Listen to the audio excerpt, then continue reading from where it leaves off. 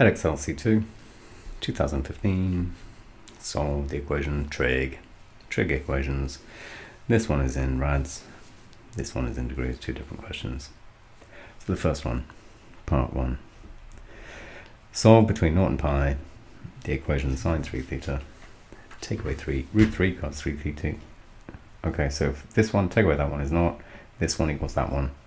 So sine theta, 3 of them. Take away root 3 cos 3 theta, they're equal, so we're going to divide by cos 3 theta both sides. 3 thetas divided by cos 3 thetas, and then of course sine 3 theta divided by cos 3 theta is tan 3 theta. Cos 3 theta and cos 3 theta cancel each other out because that to 1. Tan 3 theta equals root 3, and that should tell you that 3 theta is equal to 60 degrees because tan 60 is root 3, and 60 degrees in radians is pi by 3. But there's more answers than that. If this was just tan single theta, then we just get the one answer between 0 and 180, because pi is 180 of course. If we sketch our tan graph, then we see tan graph does something like this. This is 90 degrees or pi by 2. It does the same as again between pi by 2 and 3 pi by 2, which is 270 degrees, and then between 270 and 360 it comes back again, and that's pi radian, 2 pi radians. So pi by 3 is around here somewhere. There's root 3 on the y-axis. If we continue that across, then usually we get another answer 180 bigger than this one, and another answer 180 bigger than that one. But we transform our graph by squashing the theta axis by a factor of 3, or stretch factor of a third, and so we're going to get 3 answers between 0 and 180. So 3 thetas before we do that transformation: pi by 3, add a pi, which is 180 degrees, so we get 4 pi by 3, add another pi, which is another 180 degrees, which is 3/3 of pi, so we get 7 pi by 3, and so 1 theta is equal to pi by 9s, 4 pi by 9s, or 7 pi by 9s. Okay, and we can check our answers, because sine 3 of them, take away root 3 cos 3 of them, should be equal to 0, and the same for the other two. So we can check those really quite quick. First thing, shift menu, put our calculator into radians, and we put shift pi divided by 9 in. There's our memory, or our answer. So it's sine 3 answers, not 3 pi by 10, 3 answers. Take away root 3 cos 3 answers, but let's get our root right. Cos 3 answers equals 0, so that one works. If we put shift pi times 4 divided by 9, 4 9ths pi, and we do sine 3 answers, and we take away root 3 cos 3 answers, and you get the idea. Cos 3 answers, and the answer is 0 again, and we do the same for the last one, and that works too. So check they're all equal to 0, and we've done it. Part 2, find cos in terms of k. So part A, we've got a sine squared and a cos here, and we know that sine squared of something plus cos squared of the same something is equal to 1. So sine squared of something is equal to 1 minus cos squared of something. So 4 of them is equal to 4 of them, take away 4 of them.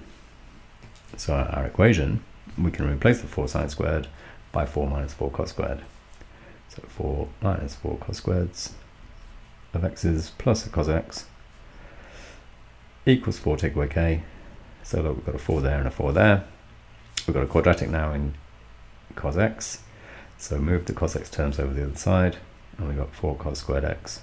Take away that cos x. Take away the k because we moved everything over to be with it, is equal to 0. And we need cos x in terms of k. So let's do 4 cos squared x minus a quarter cos x. Take away k by 4 is equal to nothing. Cos x in terms of k. So we're going to halve this, put it inside the bracket. Cos x, take away an 1/8 squared, take away a 64th, take away 16k by 64 is equal to nothing. We can, that's all 4 lots of, we can get rid of the 4, put these over the other side and square root it.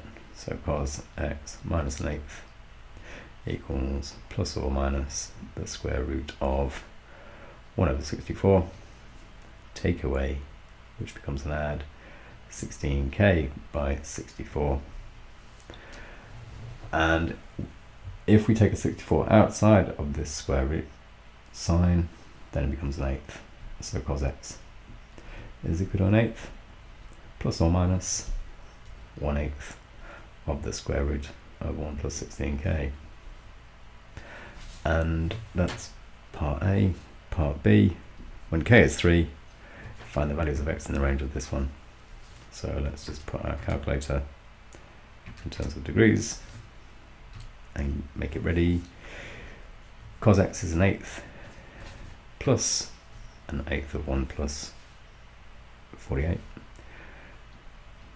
Cos x equals an 1/8 plus or minus an 1/8 square root of 1 plus 48 when k is 3. 1 plus 48 is 49, square root is 7, so we've got an 1/8 plus or minus 7/8. So cos x is equal to minus 6/8, or cos x is equal to 1. So drawing the cos graph, which has a line of symmetry at 0. Cos x equals 1 here and there. This is 180 and this is 360. But look, we're not allowed 360. So x equals 0 here. This is minus 3/4, and so x is equal shift cos or cos minus 1 or arc cos minus 3/4. On our graph, this is minus 1. So minus 3/4 is about there. The calculator is going to give us some number between 90 degrees and 180 degrees. That's 90 log. This is 270. There needs to be another answer between 180 and 270, which we're going to do by symmetry. So shift cos minus 0.75 is 138.59. So this value, this angle here, is 138.59 something, and we've got a line of symmetry here, so the distance that we did to get to this angle from 0 by symmetry is the same as the distance back from 360. So x is equal to 138.59 and it's also equal to 360 minus this, which is 221.4086 something. So 2, yeah, I'll do. This is degrees and that's degrees. And again, we can check our answer. So let's write it down, check. If we put x is 0 in, sin of nothing is nothing, square root is nothing, times 4 is nothing, cos of nothing is 1, and 4 minus 3 is 1. So that one works. X is 138.59, which we've got in as the answer. If we sin it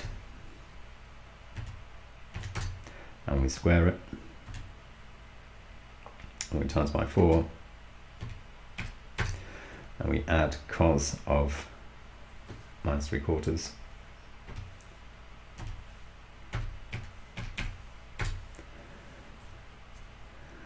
we don't quite get that. So let's do shift cos minus 3/4. That's in the answer. That's this angle here. And we want 4 bracket sine answer squared. We're going to add cos x, cos answer, and we should get 1. And we do. So that's correct. And if we do 221.41-ish,